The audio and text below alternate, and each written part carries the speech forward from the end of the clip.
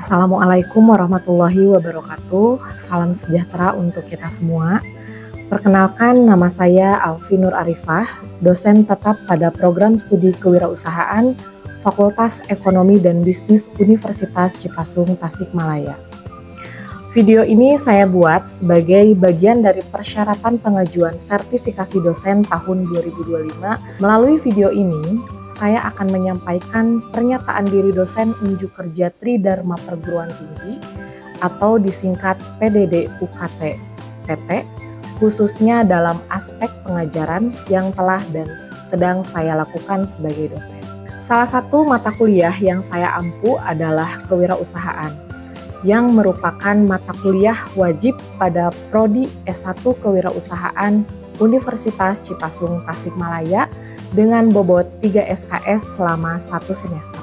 Mata kuliah ini bertujuan untuk membekali mahasiswa dengan pengetahuan dasar, keterampilan praktis, dan pola pikir wirausaha agar mereka mampu merancang, memulai, dan mengelola usaha secara kreatif dan berkelanjutan.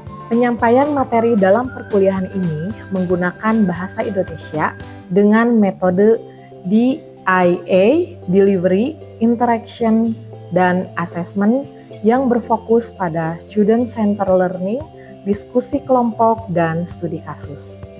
Dalam pelaksanaan Tridharma Perguruan Tinggi, khususnya pada bidang pengajaran, saya menerapkan pendekatan pembelajaran yang inovatif, kontekstual, dan berorientasi pada capaian kompetensi real mahasiswa.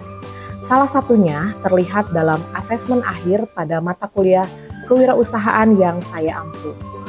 Berbeda dengan asesmen konvensional berupa ujian tulis, asesmen akhir pada mata kuliah ini berbentuk proyek bisnis nyata. Mahasiswa dibagi di dalam beberapa tim dan diberi tantangan untuk merancang dan menjalankan sebuah bisnis sederhana sebagai bagian dari project based learning. Proyek ini berlangsung selama 1 semester dan menjadi wahana bagi mahasiswa untuk mengintegrasikan pengetahuan teoritis dengan keterampilan praktik kewirausahaan. Di akhir perkuliahan, kami menyelenggarakan pameran produk dengan nama kegiatan Brand Image Exhibition yang sudah terlaksana selama 2 kali. Kegiatan tersebut menjadi ajang bagi mahasiswa untuk memperkenalkan produk atau layanan yang mereka ciptakan kepada pasar dalam skala terbatas. Pameran ini tidak hanya melatih kemampuan promosi dan komunikasi bisnis mahasiswa, tetapi juga menjadi bentuk asesmen otentik atas keberhasilan proses pembelajaran mereka. Selain itu, mahasiswa juga menyusun dan mempresentasikan bisnis plan. Dokumen ini tidak hanya digunakan sebagai syarat penilaian akhir, tetapi juga saya arahkan untuk dapat dimanfaatkan dalam pengajuan program wirausaha mahasiswa seperti P2MW, serta diikutsertakan dalam kompetisi bisnis tingkat nasional dan internasional. Sebagai bentuk keterlibatan saya dalam penguatan capaian pembelajaran mahasiswa, saya juga berperan sebagai pembimbing dalam program P2MW juga kompetisi bisnis plan, baik itu di tingkat nasional maupun internasional, dan berhasil mengantarkan mahasiswa dalam meraih prestasi. Sistem perkuliahan dalam mata kuliah kewirausahaan diselenggarakan secara luring tatap muka selama 16 pekan dengan rincian 7 pekan pemaparan materi dan kuis, 1 pekan presentasi bisnis plan sebagai penilaian UTS, dilanjutkan kembali pemaparan materi selama 4 pekan, kemudian 3 pekan untuk praktek bisnis dan pameran produk, terakhir 1 pekan untuk presentasi evaluasi bisnis yang telah dijalankan sebagai penilaian akhir UAS. Dengan dukungan LMS yaitu Si Akad Uncip dan WhatsApp Group untuk komunikasi nonformal, pembagian materi, serta dokumentasi hasil diskusi dan kuis. Sistem penilaian mata kuliah ini terdapat 6 komponen. Yang pertama adalah partisipasi dan kehadiran dengan bobot 10%, diskusi atau studi kasus 10%, kuis 15%, praktek bisnis 15%, UTS 20%, dan UAS 30%.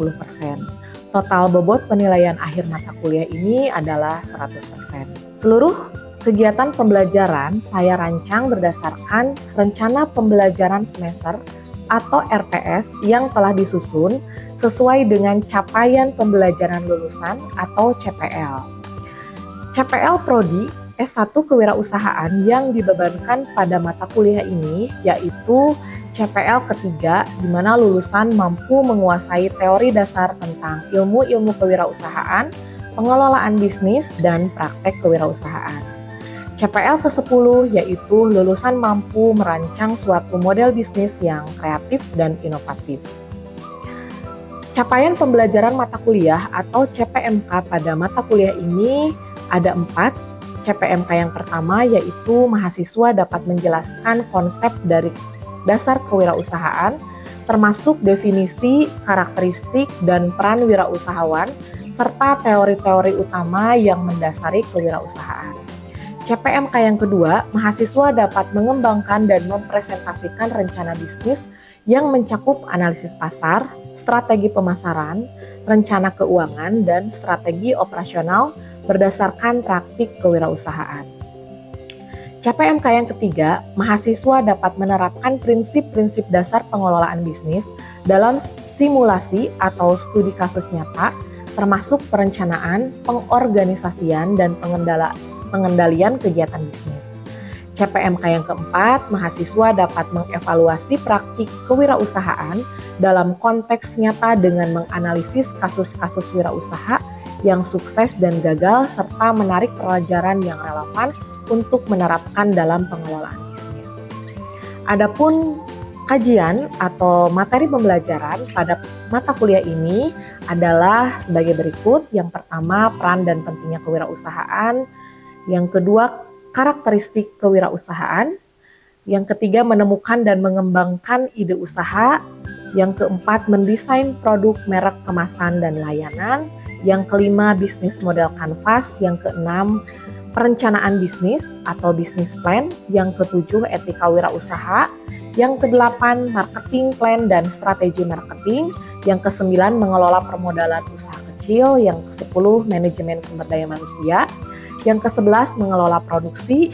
Yang kedua belas, praktek bisnis. Dan yang terakhir, laporan praktek dan evaluasi bisnis. Selanjutnya, berikut merupakan referensi utama dan pendukung yang saya gunakan pada mata kuliah ini. Buku referensi utama dan juga beberapa referensi pendukung. Selanjutnya, saya akan menampilkan cuplikan pengajaran saya secara langsung bersama mahasiswa dalam perkuliahan mata kuliah kewirausahaan. Cuplikan ini akan menggambarkan bagaimana saya mengelola kelas, berinteraksi dengan mahasiswa, serta menerapkan metode pembelajaran aktif sesuai dengan RPS yang telah disusun. Mari kita simak bersama. Assalamualaikum warahmatullahi wabarakatuh. Waalaikumsalam warahmatullahi wabarakatuh. Ya, selamat pagi teman-teman. Selamat pagi. Apa kabar semuanya? Alhamdulillah.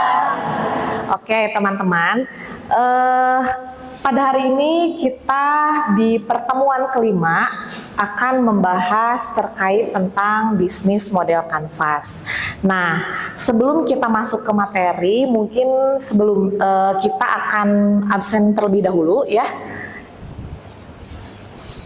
Jenny Irawan tidak hadir.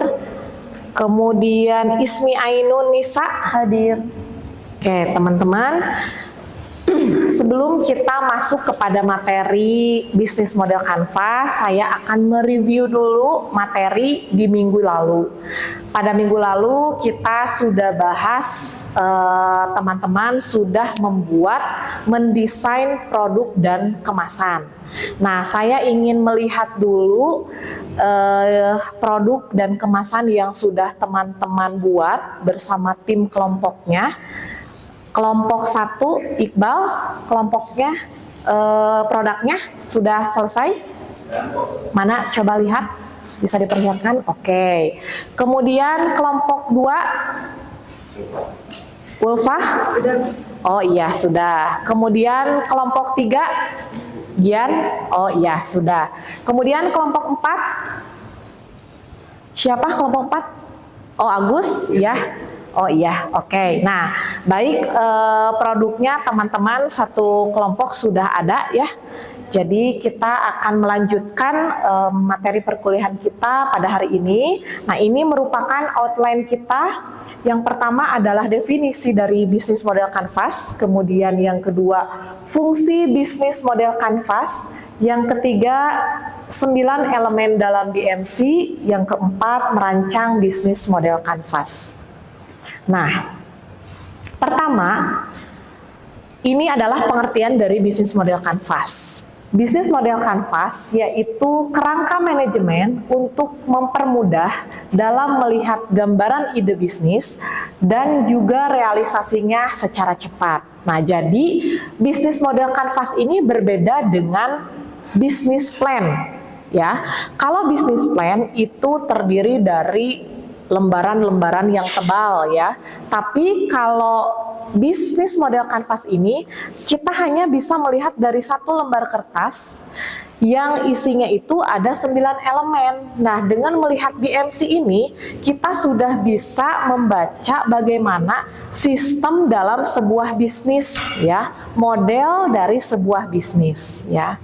Nah, kemudian bisnis model kanvas ini pertama kali diperkenalkan pada tahun 2005 oleh Alexander Osterwalder pada bukunya yang berjudul Business Model Generation.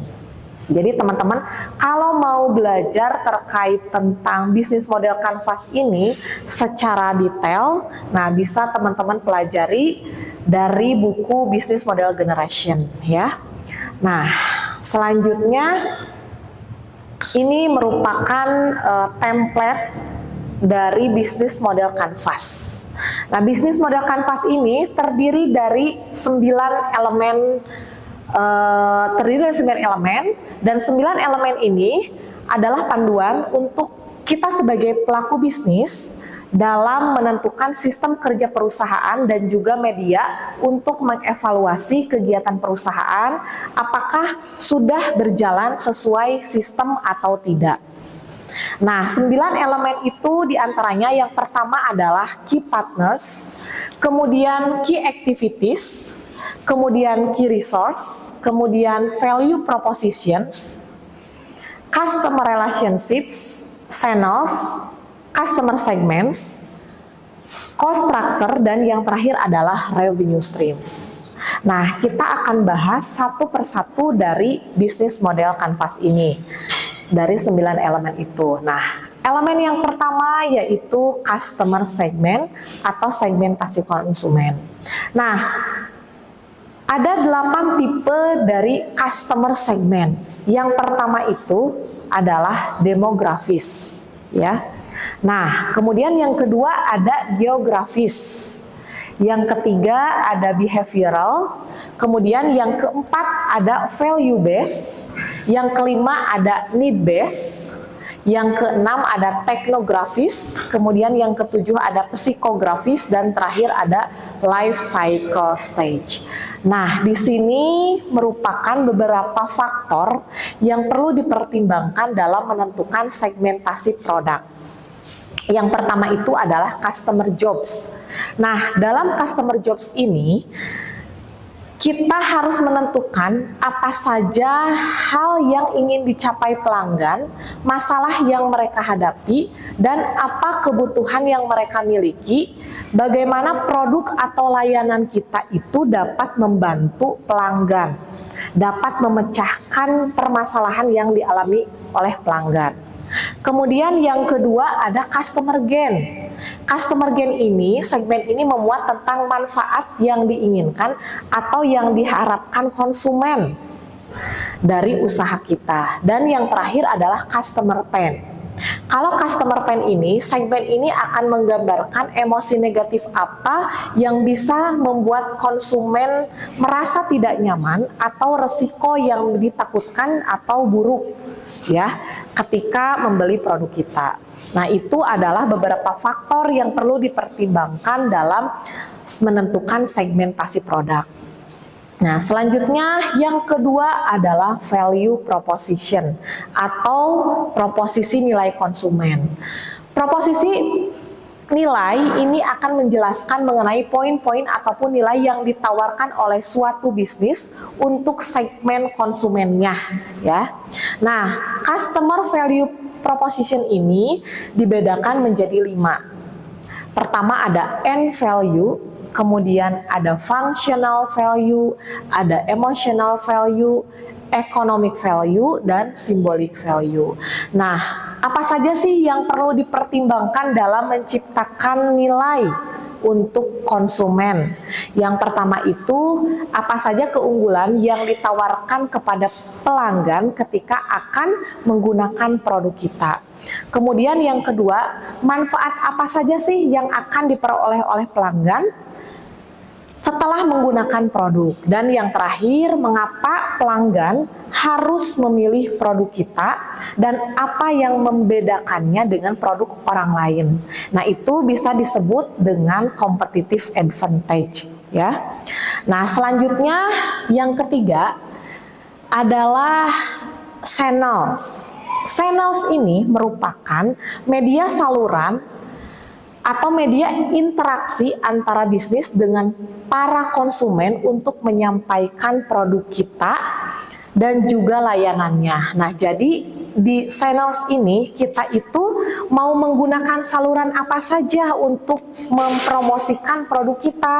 Di sini contohnya seperti ada TV, ya, direct mail, kemudian media sosial, brosur, paid search, website, kemudian bisa di toko fisik, ya, lokasi toko, email, dan juga radio.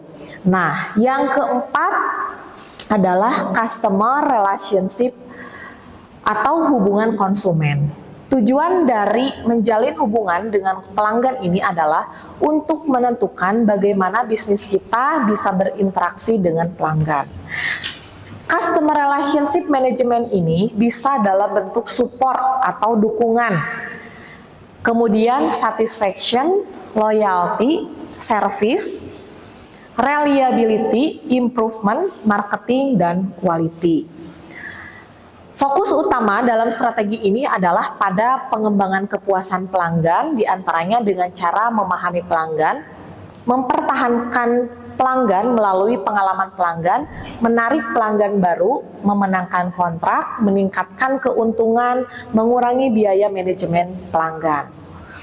Pahami bagaimana cara menjalin sebuah hubungan dengan pelanggan supaya mereka tidak mudah berpaling kepada kompetitor. Nah, itu ya dalam customer relationship. Yang kelima adalah revenue streams. Pada elemen ini kita harus bisa melihat dari mana sih sumber pendapatan yang kita dapatkan dari bisnis tersebut, ya. Nah, revenue stream ini menggambarkan sumber pendapatan yang berasal dari bisnis yang kita jalankan. Di sini ada beberapa tipe dari revenue streams. Yang pertama adalah service revenue, yang selanjutnya adalah recurring revenue, project revenue, dan transactional revenue. Itu adalah jenis-jenis dari atau tipe-tipe dari revenue streams. Kemudian yang keenam, key resource. Nah, kalau key resource ini adalah daftar sumber daya yang sebaiknya dimiliki untuk mewujudkan value propositions. Contoh dari key resource ini ada physical resource, berarti kalau physical resource ini fisik terlihat. Nah, contohnya apa saja? Bangunan. Kemudian apa? Kendaraan. Kemudian bahan baku, ya, atau produk. Dan yang kedua yaitu intellectual resource. Nah, kalau intelektual itu tidak terlihat. Contohnya apa? Merek, hak cipta, kemudian partnership, paten, dan trademark. Nah, itu dalam bentuk kekayaan intelektual, ya. Selanjutnya ada human resource. Berarti kalau human resource itu dalam bentuk manusia, ya, SDM. Contohnya orang yang melakukan kegiatan perusahaan, yaitu SDM, sumber daya manusia. Dan yang terakhir, resource itu bisa dalam bentuk financial resource. Contohnya seperti saldo tunai, dana, kredit, dan juga lain-lain sebagainya. Nah, itu adalah contoh dari key resource. Yang ketujuh adalah key activities. Nah, key activities ini merupakan elemen yang ada di dalam bisnis model Canvas yang menggambarkan mengenai semua aktivitas yang berkaitan dengan bisnis. Semua aktivitas tersebut harus menghasilkan value propositions. Jadi di sini itu adalah elemen-elemen ya, aktivitas-aktivitas yang dilakukan oleh perusahaan dalam melakukan kegiatan bisnis. Yang kedelapan yaitu key partnership atau kerjasama. Nah, di sini merupakan elemen yang ada di dalam bisnis model Canvas yang berisi mengenai daftar sumber daya di luar perusahaan yang diperlukan untuk mencapai key activities dan juga untuk menyampaikan value pelanggan. Nah, jadi kalau key partnership ini adalah sumber-sumber eksternal. Kalau tadi sumber internal, kita masuknya ke dalam daftar apa? Key resource. Betul banget. Nah, dan ini yang terakhir adalah cost structure. Nah, kalau cost structure itu merupakan biaya-biaya yang perlu dikeluarkan untuk menjalankan bisnis tersebut. Biaya-biaya ini meliputi biaya tetap, biaya variabel, skala ekonomi, dan lingkup ekonomi. Nah, itu adalah materi dari bisnis model Canvas. Baiklah, sebelum kita lanjutkan, apakah ada yang mau ditanyakan dari teman-teman? Saya Bu mau bertanya. Oh iya, baiklah, silahkan. Untuk pertanyaannya, apa hubungan antara value proposition dengan customer segment dalam BMC? Terima kasih. Oke, terima kasih kepada Saudari Ismi yang telah bertanya. Apa hubungannya antara value proposition dengan customer segment? Jadi hubungan antara value proposition dengan customer segment itu sangat erat ya. Di mana value proposition ini dia itu menawarkan nilai atau manfaat yang dijanjikan kepada segmen konsumen. Nah, segmen konsumen ini, antara nilai yang ditawarkan dengan segmen konsumen ini bisa jadi itu berbeda-beda gitu. Contohnya seperti produk yang ditawarkan kepada segmentasinya misalkan pelajar mahasiswa. Nah, ketika kita mau menawarkan produk untuk pelajar mahasiswa, biasanya apa sih nilai yang kita tawarkan dari sisi harga? Kalau mahasiswa dan pelajar biasanya pengennya harganya gimana? Murah. Harganya murah ya. Kemudian produknya itu praktis gitu. Nah, berbeda kalau misalkan segmennya itu adalah segmen profesional. Kalau profesional biasanya dia produk yang ditawarkan itu gimana? Lebih mahal. Yang ada harganya, ada kualitasnya, yang produk-produk premium dan juga produknya efisien gitu ya. Nah, ketika suatu produk sesuai atau dia itu sesuai dengan market segmennya, dengan segmentasi konsumennya, nah itu disebut dengan produk market fit atau kesesuaian produk. Nah, itu ya Ismi. Iya, Bu. Oke. Nah, selanjutnya silakan, siapa lagi? Apakah ada yang mau bertanya? Izin bertanya Ibu, Ya. dalam konteks bisnis lokal layaknya seperti UMKM makanan tradisional ataupun makanan lah F&B, nah Ya. kebetulan sejalan dengan bisnis yang saat ini saya jalankan. Nah, Ya. bagaimana sih sebaiknya kita menyusun key resource sama key activities-nya? Oke. Terima kasih Ibu. Ya, sama-sama. Oke, untuk key activities yang bisa dibuat untuk produk UMKM, contohnya misalkan ini ya di F&B kayak makanan tradisional, untuk key activities-nya, jadi itu kan key activities itu apa sih? Aktivitas kegiatan-kegiatan yang dilakukan dalam menjalankan bisnis. Nah, berarti dari mulai tempat produksinya dalam bentuk dapur, kemudian packaging, kita bentuk pengemasan produk, dan yang terakhir misalkan proses distribusi produk. Nah, itu adalah key activities yang bisa dilakukan. Kemudian selanjutnya yang kedua adalah key resource. Nah, berarti kalau key resource itu adalah apa? Sumber daya internal apa saja yang bisa kita manfaatkan untuk mencapai value proposition atau nilai produk tersebut. Misalkan contohnya kita bisa memanfaatkan bahan baku potensi daerah, atau juga kita juga bisa memiliki resep-resep yang khas misalkan untuk membuat produk tersebut. Itu kan masuknya ke dalam kekayaan intelektual kalau resep-resep yang khas ya. Nah, itu contoh dari key resource dari produk makanan tradisional yang bisa Gian tambahkan di dalam bisnis model kanvasnya. Nah, selanjutnya teman-teman, untuk mengevaluasi dan melihat sejauh mana pemahaman teman-teman dari materi yang sudah saya sampaikan, saya akan memberikan kuis dan teman-teman bisa mengerjakan kuis tersebut dengan masuk ke quiz.com ya. Lalu silakan teman-teman untuk memasukkan kode PIN dari kuis tersebut.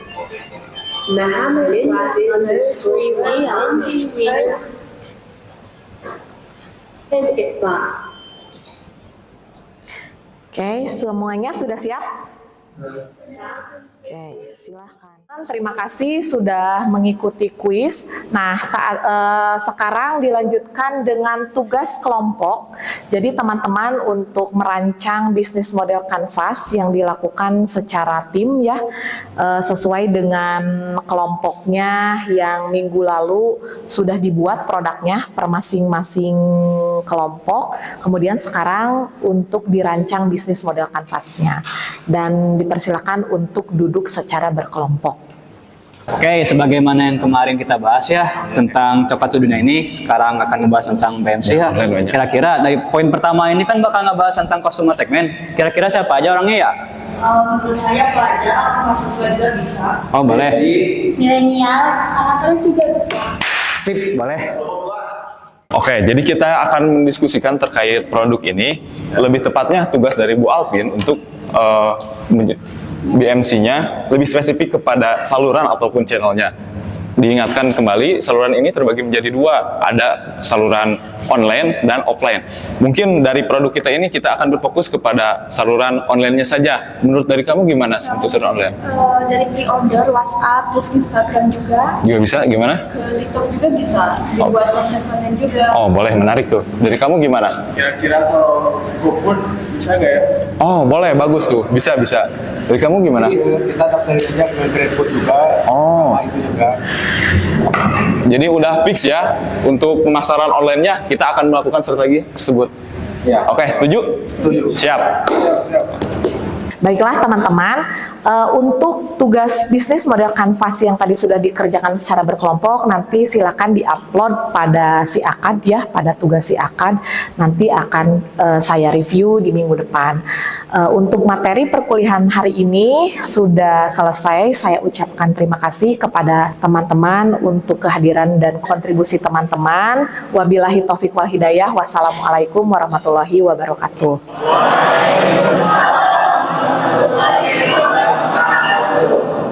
Demikian video pernyataan diri yang telah saya sampaikan, mulai dari penjelasan unjuk kerja Tridharma Perguruan Tinggi, khususnya bidang pengajaran, hingga cuplikan proses pembelajaran langsung bersama mahasiswa. Terima kasih kepada seluruh pihak yang telah mendukung proses pembelajaran dan pelaksanaan Tridharma, khususnya kepada mahasiswa, rekan dosen, dan institusi pimpinan Universitas Cipasung Tasikmalaya.